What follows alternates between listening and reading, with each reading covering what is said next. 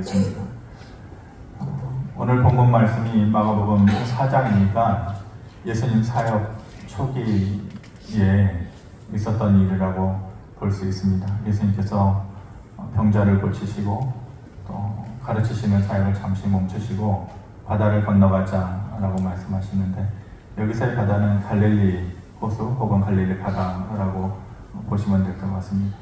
원래 갈릴리 바다는 주변에서 깨어나셔서 조치를 취해야 그나마 뭔가 희망이 있을 것 같은데, 주무시고 계시니까 다급하게 우리가 죽게 된 것을 돌보지 아니하시나이까 이렇게 예수님을 향하여서 원망 섞인 말투로 얘기하니까 39절에 보면 예수께서 깨어 바람을 꾸짖으시며 바다더러 이르시되 잠잠하라 고요하라 하시니 바람이 그치고 아주 잔잔하여지더라 라고 말씀하십니다. 사람이 죽게 될 정도의 상황, 더더군다나 검은 풍랑이 또 바람이 일어나는 그 갈릴리 바다에서 예수님께서 갑자기 주무시다가 일어나셔서 그 거친 바다를 향해서 잠잠하라. 예수님께서 꾸짖으실 때에 그 주변에 있는 사람들의 태도가 어땠을까, 또 반응이 어땠을까. 바다를 향해서 잠잠하라. 우리는 이 사건과 이 말에 익숙하니까 그냥 지나가는 거잖아요. 별 느낌 없이. 그런데 처음 이 일을 겪는 사람의 마음으로 감정이입을 해서 그 상황 가운데 내가 있다고 지켜본다 그러면은 어떤 마음이었을 것 같아요? 좀 죄송한 표현이지만은 미쳤나? 저 같으면 그랬을 수 있을 것 같아요. 뭐 하는 거지? 바다를 향해서, 바람을 향해서 고요하라, 잠잠하라? 저게 정상적인 태도인가? 이렇게 생각할 수도 있을 것 같아요. 그런데 그런 의심이 오래 가지도 않게 곧바로 아주 잔잔하여지더라 이렇게 말씀하시는 거죠. 그랬을 때에 그들의 마음 가운데 41절에 보면 그들이 심히 두려워하여 서로 말하되 그가 누구이기에 바람과 바다도 순종하는가 하였더라. 누굴까? 이 표현은 모르겠다 이게 아니에요. 그가 누구이기에 라는 물음표가 그는 누굴까? 라고 모르겠다가 아니라 도대체 그가 누군가? 도대체 이분이, 내 눈앞에 있는 이분이 누구시길래 도대체 바람도 잠잠하고 바다도 잔잔할 수 있는가? 모른다라는 것이 아니라 깨달음이에요. 이분은 바람도 그리고 바다도 잔잔하게 하실 수 있는 그런 능력이 있으신 분이구나. 그것을 조절할 수 있는 분이구나 라는 것에 대한 일종의, 다 알지는 못하지만 그들이 이분이 그런 분이구나 라는 깨달음의 말이죠. 깨달음과 더불어서 두려움이 섞여 있는 말이에요. 이분이 말씀하시면은 그대로 되는가 보다. 도저히 상상할 수 없는 일인데도 자연도 그대로 되는가 보다 라는 것이죠. 바다와 바람, 바다는 삶의 터전을 얘기하죠. 삶의 터전 안에서 바람이 일어난다라는 것은 삶의 터전 안에서 일어나는 모든 일들을 얘기하는 것이에요. 우리에게 일어나는 모든 일들에 대하여 그분이 다스리는 능력을 가지고 있구나, 그분이 조절하는 능력을 가지고 있구나 라는 것을 표현해주고 있는 말씀이라고 할 수 있습니다. 그런데 그 상황 가운데에서 예수님께서 모든 것이 다 해결되고 좋을 것 같은데 그 제자들을 향하여서 꾸짖었다 이렇게 말씀하셔요. 40절 말씀 같이 한번 읽어보겠습니다. 40절 시작. 이에 제자들에게 이르시되 어찌하여 이렇게 무서워하느냐? 너희가 어찌 믿음이 없느냐 하시니. 어찌하여 이렇게 두려워하느냐? 이것은 뭐냐면은 내가 너희와 함께 있는데 왜 두려워하느냐? 그리고 어찌 그런 믿음이 없느냐? 내가 이럴 만한 이런 것들을 내가 다스리고 조절할 만한 능력이 있다는 것을 왜 모르느냐? 불신에 대해서 너희가 살아가는 데 있어서 바람 부는 모든 일들을 내가 조절할 능력이 없는 것 같으냐? 그것을 어찌하여 아직까지도 믿지 못하느냐라고 하는 불신에 대한 예수님의 꾸준히시죠. 새벽 예배 때 신명기 말씀을 마치고 이제 누가복음 말씀을 들어봤는데, 신명기 마무리에 29장, 34장으로 모세의 죽음으로 끝나지만 29장을 볼 때에 29장 가운데에 마음에 드는 좋아라 한 게 아니라 마음에 남아있는 한 단어가 있었어요. 그래서 그때 29장을 설교하고 새벽녘에 이 강단에서 곧바로 준비했던 설교 말씀이 바로 오늘 말씀인데, 서있음과 평안함이다. 네, 29장을 보면은 한 단어가 기억에 남습니다. 그게 뭐냐면은 서있다라는 것이 오늘 제목이기도 한데, 서있다. 29장 11절에 보면 이렇게 말씀합니다. 너희의 유아들과 너희의 아내와 및 내 진중에 있는 객과 너를 위하여 나무를 패는 자로부터 물 빚는 자까지 다 너희의 하나님 앞에 지금 서 있는 것은, 이 서 있는 것은 눈이 멈추고 마음이 멈췄어요. 너희의 유아들, 너희의 아내들, 또 객들, 나무 패는 자들, 물을 깃는 자들, 공통적인 게 뭘까요? 다 약자들이에요. 없는 자들, 연약한 자들, 물을 깃거나 나무를 패는 자들, 다 노예 생활하는 자들, 어린아이들, 여자들, 사람 숫자 셀 때 치지도 않았던 자들, 객들도 마찬가지입니다. 근데 그들이 다 그런 너희들, 연약함에 빠질 수밖에 없는 너희들이 지금 현재 이 모습으로 하나님 앞에 서 있을 수 있는 것은 40년의 방황을 마치고 너희가 죽지 아니하고 좌절하지 아니하고 넘어지지 아니하고 승리자의 모습으로 지금 너희가 서 있을 수 있는 것은 그 이유가 뭔지 아느냐? 13절에 여호와께서 내게 명령하신 대로 오늘 너를 세워 자기 백성을 삼으시고 그는 친히 내 하나님이 되시려 함이다. 하나님께서 말씀하신 대로, 약속하신 대로, 그리고 맹세하신 대로 그가 친히 너희를 세우신 것이다.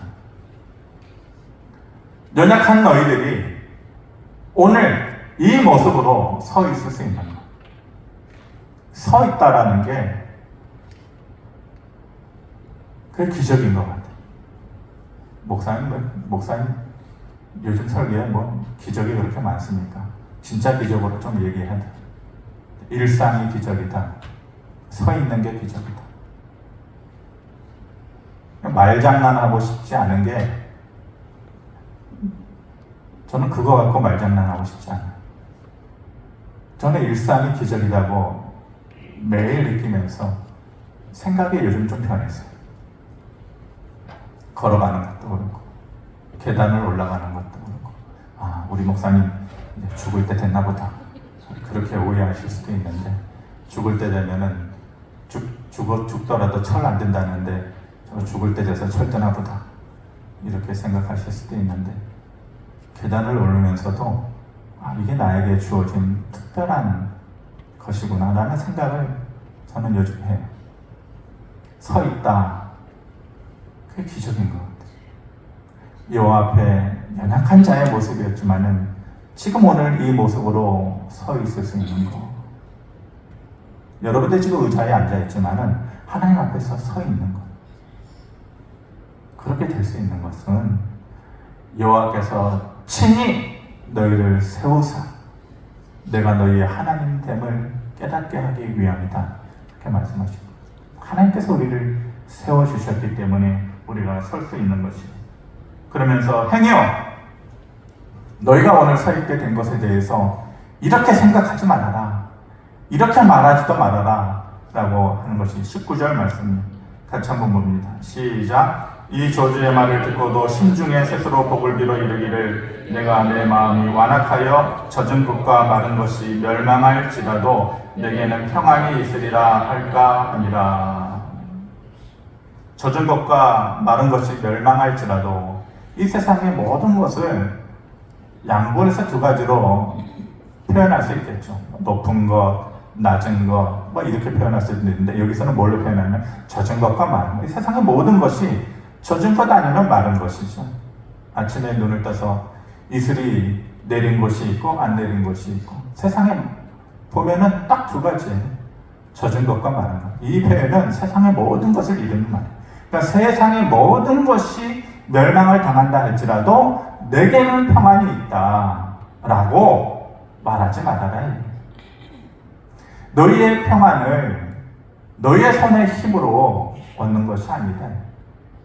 행여 너희가 그 땅에 들어가서 그 말을 할까 봐서 내가 미리 경고하는 것이니 그 땅에 들어가서 젖은 것과 마른 것이 멸망할지라도 내게는 평안이 있다 얘기하지 말아라. 지금의 이 모습으로 서 있는 것은 하나님의 허락하심이고 하나님의 약속 때문이라는 것입니다. 그래서 세워주심과 보호하심과 평안함의 주인은 하나님이죠. 다음 슬라이드 보면은 한번 같이 읽어봅시다. 시작. 세워주심과 보호하심과 평안함의 주인은 하나님이시다. 우리의 삶이 세워지는 것, 또 우리의 삶이 보호되어지는 것, 또 우리의 삶 가운데 평안함이 유지되는 것은 온전히 하나님께서 주시기 때문입니다. 우리가 바다를 삶의 터전으로 해서 살아가든지 아니면은 막노동판에서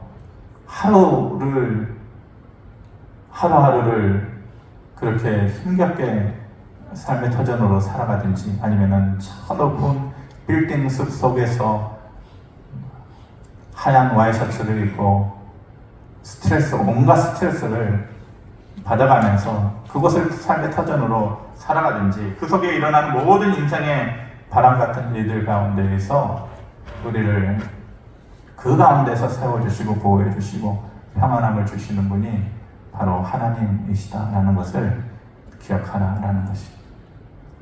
출애굽기 11장에 보면 주중에 참 재밌는 그 표현을 봤는데 11장 7절인가요? 한번 보여주실래요?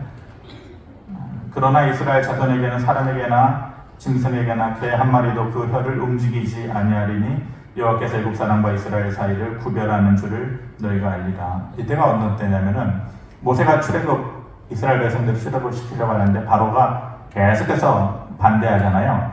그 마음이 완악해지고 그랬을 때에 마지막 10가지 제안, 애굽의 전역에 있는 첫 번째 생명 있는 것들의 첫 번째 사람이든지 짐승이든지 가축이든지 모든 첫 번째 되는 것들이 죽게 되어지는 그날에 그러니까 애굽의 전역에 뭐가 있었어요? 아우성이 있었어요. 슬픈 노래가 있었어요.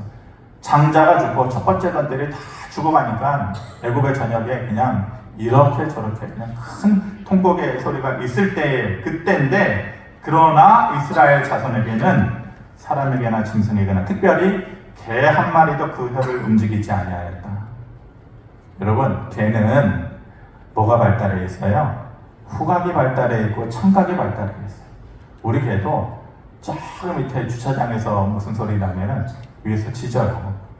무슨 소리가 나는지 모르는데 개는 아주 크게 발달되어 있어요. 청각이. 그래서 뭔가 이상한 소리가 들리거나 그러면은 제일 먼저 뭘 해요? 짖는 거예요. 그러니까 여기서 혀를 움직이다라는 표현은 짖는다라는 거예요. 입을 열어서 짖는다. 그런데 개 한 마리도 혀를 움직이지 아니하였다라는 것은 뭐예요? 전혀 짖지 않아요. 목사님 안 짖을 수도 있죠. 그런데 그 상황이 아니잖아요. 옆집과 앞집과 뒷집에 모든 애굽의 첫 번째 되는 것들이 죽어나가가지고 큰 통곡이 있으면은 개들이 밤새 짖어야죠, 밤새. 그런데 이스라엘 자손에게는 개 한 마리도 짖지 않았다라는 것은 뭘 얘기하는 거예요? 절대 평안을 얘기해요. 절대 평안. 99점 이게 아니라 절대 평안을 세우심과 평안을 그 손에 쥐고 그 능력으로 그것을 허락해 주시는 분이 오직 하나님이시다. 특별한 보호와 평안함을 주시는 분이 오직 하나님이시다 하는 것을 너희가 잊지 말아라. 지지난 주간에 제가 저는 특별히 하는 게 없어요. 그러니까 요즘 들어서는 몸을 좀 움직이고 싶다, 그런 생각이 좀 드는데, 몸을 움직이는 일을 해보고 싶다. 평생이랄 것도 없지만 머리 쓰는 일만 하다 보니 머릿속에 잔상이 남는 것들이 많아요. 뭘 하면은 계속 그것이 이제 맴도는 거죠. 맴도는. 사람이 몸을 움직이면은 그런 생각이 없어지는데, 머리만 쓰다 보니까 뭐 하나 얘기하면은 그게 이제 그 한 주간을 가요. 지난 주간에 나태주 시인의 그 풀꽃이라는 시를 한번 소개를 해드렸잖아요.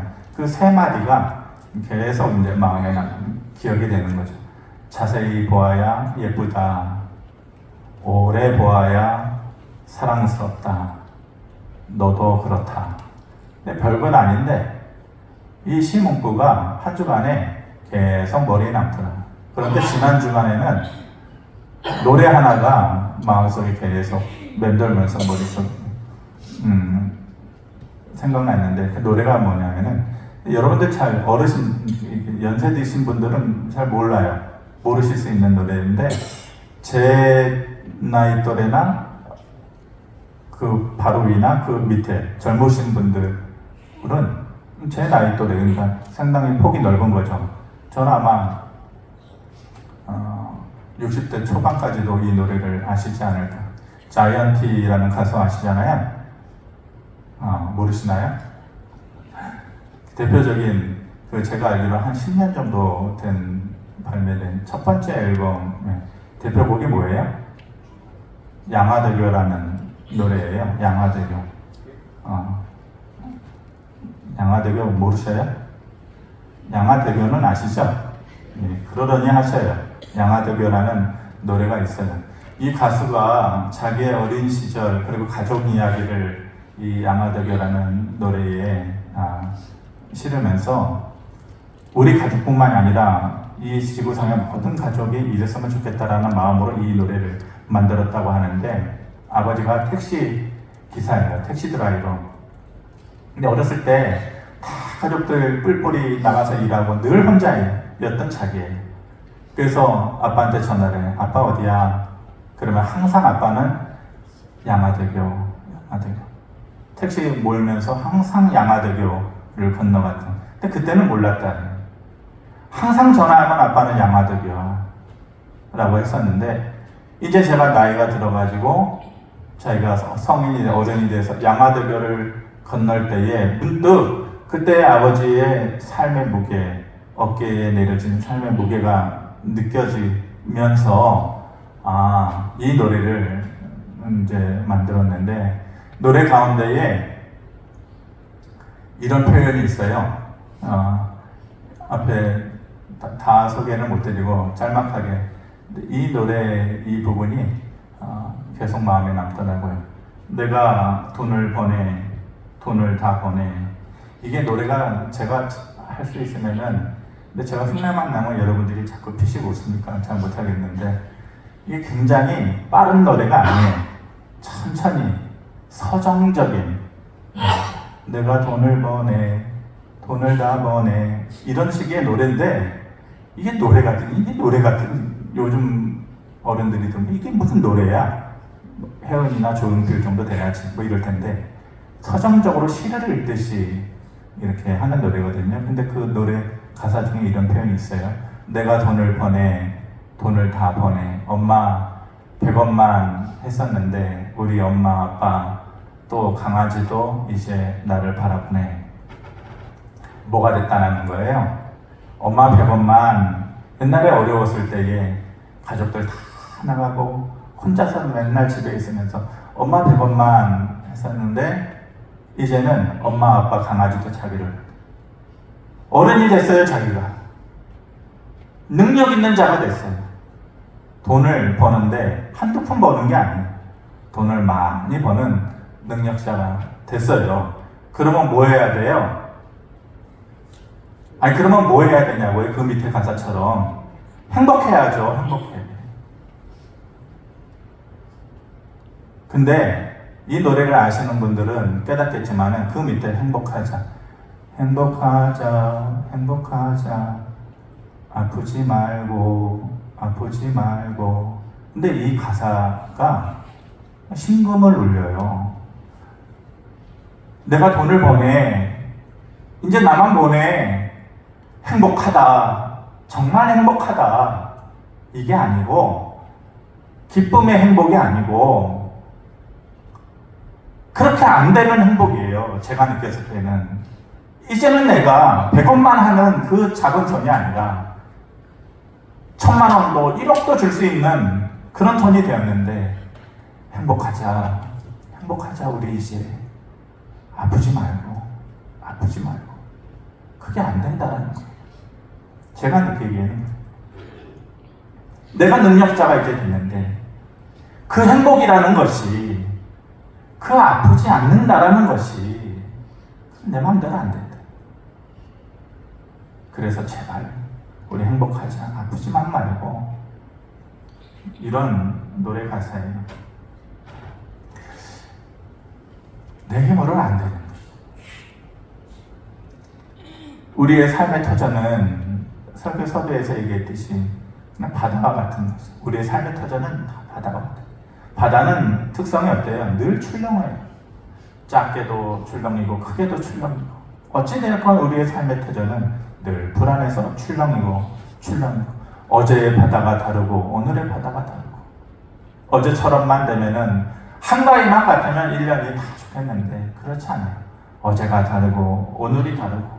어제는 만선이었는데 그 배에 가득히 고기를 가득 잡고 오는 만선의 하루였는데 그 바다가 내일은 죽음의 바다가 될 수 있는 거. 그것이 우리가 살고 있는 바다와 같은 삶의 터전이에요. 그리고 그 삶의 터전에는 뭐가 있어요? 늘 바람이 있어요. 우리의 작은 가슴으로는 다 막아낼 수 없는 이런저런 바람이 있는 것이죠. 그 바다와 같은 삶의 터전에서 바람을 맞고 살아가는 우리가 행복하자, 아프지 말고 이제 행복하자. 내 뜻대로 안 돼. 내 마음대로 안 돼. 그래서 지금의 이 모습으로 서 있을 수 있는 거, 그리고 때로는 개 한마디도 그 혀를 움직이지 않는 평안함이 있을 수 있는 거, 그것은 그 주인이 하나님이시다라는 것을 알고 그를 믿는 믿음을 붙잡고 살아가는 것이 우리에게는 그 어떤 것보다도 가장 소중하고 귀한 일이다. 신명기 32장 39절 말씀 읽고 말씀을 마치겠습니다. 같이 읽어보겠습니다. 시작. 이제는 나 곧 내가 그인 줄 알라. 나 외에는 신이 없도다. 나는 죽이기도 하며 살리기도 하며 상하게도 하며 낫게도 하나니 내 손에서 능히 빼앗을 자가 없도다. 사람은 못 빼살아요. 못 빼살. 넘어뜨리고 때리고 상처를 줄 수는 있어도 아주 엎드러지게 할 수는 없어요. 사람은 하나님께서 유일하게 빼앗아 가시는 분이에요. 그리고 허락해 주시는 분이에요. 이제는 내가 그인 줄 알라. 이제는 알아라. 이제는 제발 알아라. 내가 그인 줄을. 상하게도 하고 낫게도 하고 흔들기도 하고 때로는 세우기도 하고. 개 한마디도 혀를 움직이지 않는 절대 평안을 우리에게 주시는 분이 우리 아버지다. 그분이 하나님 내 아버지다 라는 것을 다시 한번 마음속으로 믿고 한 주일 동안 지내실 때 때로는 감사할 줄도 알고 머릿속으로 또 마음속으로 흥얼거리면서 행복하자, 아프지 말고. 이게 내 맘대로 되겠냐? 그렇지. 세워주신과 보호하신과 평안함의 주인은 하나님이시지. 그 고백을 할 수 있는 저와 여러분들 되어지기를 바랍니다. 고마우신 아버지 하나님, 세상의 삶이 우리를 뒤흔든다 할지라도 빼앗아가는 분은 오직 하나님이시고 또 빈 부분을 채우시고 허락해 주시는 분, 특별히 세우시고 보호해주시고 평안함을 주시는 분이 하나님이시다는 것을 우리가 믿고 한 주간의 삶을 살아갈 때 그 하나님을 가까이 의지하고 살아갈 수 있도록, 그러한 삶 위에 헛됨이 없도록 열매 있도록 하나님 충만한 은혜를 더하여 주시옵소서. 예수 그리스도 이름으로 기도하옵나이다. 아멘.